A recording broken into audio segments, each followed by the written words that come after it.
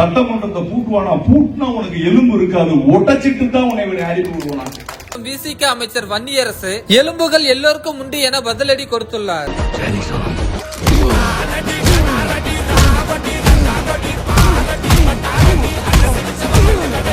தூத்துக்குடி மாவட்டம் விளாத்திக்குளம் திமுக எம்எல்ஏ மார்க்கண்டேயன் கைது செய்யப்பட்டுள்ளார்.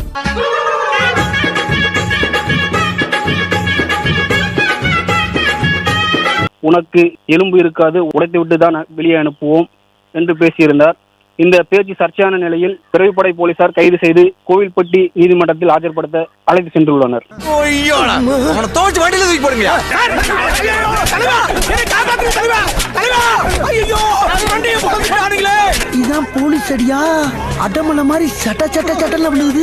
திமுகவின் அமைப்பு செயலாளர் திரு RS பாரதி அவர்களிடம் பேச இருக்கின்றோம். வணக்கம் சார். சுடுகாட்டு சொல்லியாச்சா? சொல்லியாச்சுங்க சார். பாட ரெடியா? சீக்கிரம் சார், நீங்க திமுக ஆட்சியில இருக்கும் போது அப்போ தோழமை கட்சிகளாக இருந்தக்கூடிய கட்சிகள் பெருசா திமுகவை எதிர்த்தெல்லாம் விமர்சனமோ ஏதோ வரல. நமக்கு இருக்கடா வம்பு, இருக்கடா தெரியாம இருண்டு போயிரும்டா. ஆனா இப்போ அதிகமாக திமுகவை பேசாத நாட்களே இல்லை அப்படிங்கிற மாதிரி தினந்தோறும் ஒரு விமர்சனம் திமுக மேல வச்சுக்கிட்டே இருக்கிறாங்களே. அம்மா அம்மா இந்த 5வது வாரம் அழிஞ்சு போண்டா, பேசிட்டு வாயில அறிவீங்களா? டெய்லி நீங்கள் பார்த்தீங்கன்னா எங்கள் கிட்ட இருக்கும்போது கூட அவங்க அப்படி பேசுறது கிடையாது. ஏன்னா இப்போ பேசுகிறாங்கன்னா அது ஆளுங்கட்சியிலேருந்து அவருடைய இன்ஸ்ட்ரக்ஷன் பிரகாரம் தான் இது நடக்குதுன்றது என்னுடைய கணிப்பு. இல்லடா ஊசி எடுத்து ஏத்துறான், நீ கலப்பற எடுத்து நெஞ்சிலே இறக்கி கிண்டிட்டடா.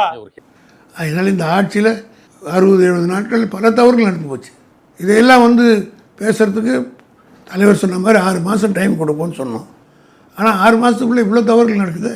இல்லையா? அதெல்லாம் இல்லையா? இருக்குடா எங்கடா இருக்கு? இருந்தா படிக்க மாட்டேனா? லாக்அப் டெத்துக்கு என்ன சொன்னார்? சபரிவர்மனுடைய கேஸ்ல அந்த மாதிரி கஸ்டடியல் டெத் நடந்திருக்கு. இதை நீங்க இந்நேரம் ஒரு மக்கள் முன்னாடி கொண்டு போய் போராட்டம் பிரச்சனைகள் பண்ணணும்ல. போராட்டங்கள் 6 மாசத்து வரையிலும் நடத்தக்கூடாதுன்ற முடிவோடு தான் தலைவர் சொல்லிட்டார். இவனுக்கு முகரக்கட்டையெல்லாம் பார்த்தாக்க அவ்வளவு நல்லவனுங்க மாதிரி தெரியலையடா. அப்ப சிறை காவலர்கள் அடித்தாலோ காவல்துறை அடித்தாலோ முதலமைச்சர் பொறுப்புன்னு சொன்னா ஒரு லாஜிக். சிறை கைதிகள் அடிச்சதை நம்ம முதலமைச்சரை பொறுப்பாக்க முடியாது தார்மீகமா. என்னிடம் வராதீர்கள் தம்பிகளே, வகுந்து விடுவேன். எழுத்தாணியை சங்கிலே குத்தி விடுவேன்.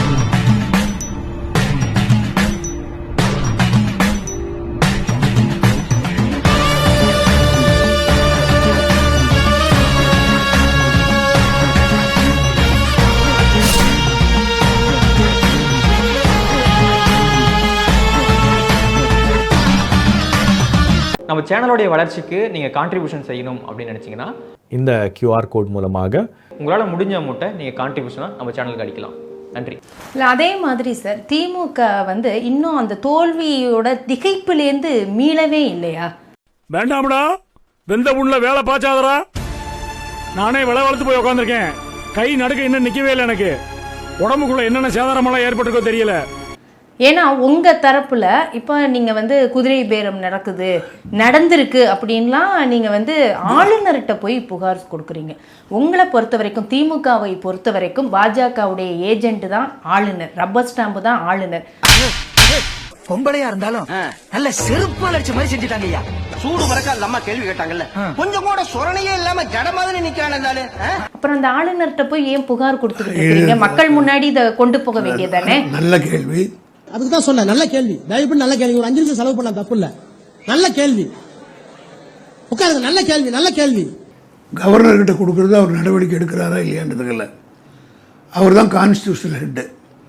இப்போ இல்லை, போன பீரியட்லேயே எடப்பாடி பீரியட்லேயே கவர்னர் கிட்ட நாங்கள் மனு கொடுத்தோம். அதான் நீங்க எதிர்கட்சியா இருக்கும்போது கவர்னர் கொடுக்குறீங்க, ஆளுங்கட்சியா வரும்போது கவர்னரை எதுக்குறீங்க? அவருக்கு என்ன கான்ஸ்டியூஷன் அத்தாரிட்டின்னு கேள்வி கேக்குறீங்க.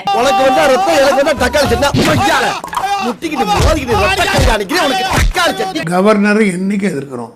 நான் ப்ரெஸ்ஸை மீட் பண்ணும்போது சொன்னேன், ரீசனபிள் டைம் கொடுப்போம் அப்படின்னு. ரீசனபிள் டைமுக்குள்ளே எடுக்கலன்னு சொன்னால் அப்புறம் நடவடிக்கை ஜுடிஷியலாக. ஏன்னா கோர்ட்டும் கேட்கும், வாட் இஸ் தி அர்ஜென்சின்னு கேட்டால் என்ன பண்ணுவீங்க அப்படி சொல்லி டிஸ்மிஸ் பண்ணிட்டு அது மூக்கர் போட்டு விடும். ஆனா இப்ப சமீபத்துல ஒரு கேஸ் போச்சுல சார், கரூர் விஷயத்துல ஒரு இப்ப கேஸ் நீங்க போனீங்க இல்லையா, சுப்ரீம் கோர்ட்டுக்கு போனீங்களே.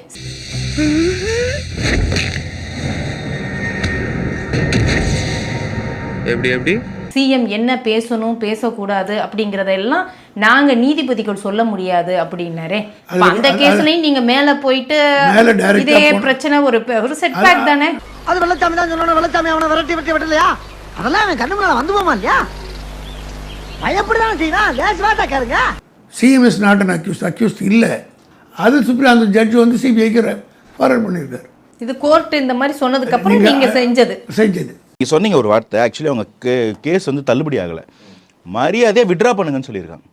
போட்டதே தப்பு. நான் விட்ரா பண்ணணுமா? நான் வந்து இதை தள்ளுபடி பண்ணணுமா? விட்ரா பண்ணுங்க. நீங்கள் கேஸே ஒழுங்காக படிக்காமல் எஃப்ஐஆர்லேயே அன்றைக்கி சேர்க்கலை. ஏன்னா முகாந்திரம் இல்லை. இன்னைக்கு அவர் எப்படி நீங்கள் ஒரு முதல்வரை, மக்களால் தேர்ந்தெடுக்கப்பட்ட முதல்வரை நீங்கள் எப்படி வந்து அக்யூஸ்டுன்ற வார்த்தையை பயன்படுத்துவீங்கன்னு சொல்லி கோர்ட்டுக்கிட்ட செம்மடி வாங்கிட்டு வந்திருக்கிறாங்க. அண்ணா என்ன நான் போகும்போது நல்லா தான் இருந்தீங்க. ஒன்னும் இல்லடா, ஒரு சின்ன ஃபைட்டா ஒருத்தர் வந்து அண்ணன் லேசா உரைச்சிட்டான். 20 பேரு விட்டு திரும்புனா முடியுமாடா சின்ன போயிட்டு ஓடிட்டான் அப்படி போல பேசுறது அயோக்கியத்தனம். முதலமைச்சர் பேசுறது மிக மிக வந்து தவறான ஒரு பாணியில் தான் பேசினார். என்ன சார் அந்த வார்த்தையை சொல்றீங்க? அவர் முதல்வர் சார். இருக்கட்டும், இருந்துட்டு போட்டோம். முதல்வர் ஆமா, அவர் பேசுறது பொறுப்போடு பேசினாரா? அவன் கிடக்குறான். இது நல்லா இருக்கு. அப்படியே போடு. எங்க இருக்காருன்னே தெரியாம ஓட்டு ஓட்டு ஓட்டு ஓட்டு ஓட்டு ஓட்டு ஓட்டு ஓட்டு வராம் பாரு வேட்டக்காரன் ஓடினே இருக்கிறாரு. இப்ப வேலு அவர்கள் மேல, அடுத்து செந்தில் பாலாஜி அவர்கள் மேலேயும் வழக்கு, அடுத்தடுத்து இந்த மாதிரி அமைச்சர்கள் மேலேயே ஒரு வழக்குகள் இருக்குதே சார். ஸ்கெட்ச் போட்டு தூக்கணும்னு நினைக்கிறாங்களா? திமுக எப்படி அழிச்சிடணும், வழக்கு போட்டே அதுக்கு அழிச்சிடணும்னு நினைக்கிறாங்க. இது வந்து எமர்ஜென்சி காலத்தில் நாங்கள் பார்க்காத கேஸே கிடையாது. சும்மா உருட்டுறானுங்கப்பா. நாங்கள் மிஸ்ஸாவையே பார்த்தவர்கள்னு. மிஸ்ஸான்னு சொன்னாலே ஒண்ணுக்கு பேசுறானுங்க பாருங்க. போனாலும் பரவாயில்ல, அவனை வாஷ் பண்ணி உள்ளவை. அந்த காலத்தில் சிறையில் இருந்த திமுகவினர் எழுதி கொடுத்த மன்னிப்பு கடிதங்கள் இன்னும் அரசு ஆவணங்களில் இருக்கிறது.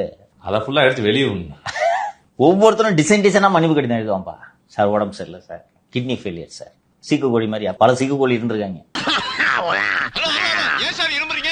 இருமலியா ஒரு வாரமா பேதியா போய்கிட்டு இருக்கு சார். இருமலுக்கு என்ன சம்பந்தம்? எங்க ஊர்ல வந்து சார் பேதி வந்தா இருமல் வரும் சார். பேதி வரும். பல்வேறு விதமான துன்புறுத்தலாம் நாங்கள் பார்த்துருக்கோம். தலைவருடைய துணைவியாரை நிர்வாணமாகவே சோதனை பண்ணி இவ்வளோ அக்கிரமங்கள்லாம் எமர்ஜென்சியை நடந்தது. இப்போ திமுக எமர்ஜென்சி காலத்துல காங்கிரஸால இவ்வளவு கொடுமைகளை அனுபவிச்சிருக்கு. ஆனாலும் அதற்கு பிறகு நேருவின் மகளே வருக, நிலையான ஆட்சி தருகன்னு திமுக காங்கிரஸ் கூட்டணி வந்துருச்சு. இந்த வேலையை ஏன் பண்ணிக்கிட்டு இருக்கான்? அவனுக்கு ஓட்டு தான் பெருசு. அவன் பொண்டாட்டி பிள்ளையை பற்றி அவனுக்கு கவலை இல்லை. பொண்டாட்டியை கூட கொடுத்து விட்டு வாங்கிறார் போல. என்றால் அந்த பதவி அவ்வளவு உயர்வா போச்சு. ஸ்டார்ட் பண்ணு.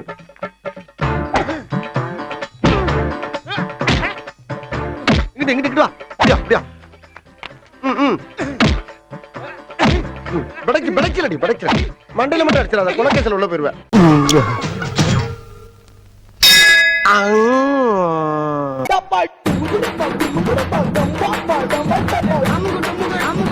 அம்முகுட்டு முக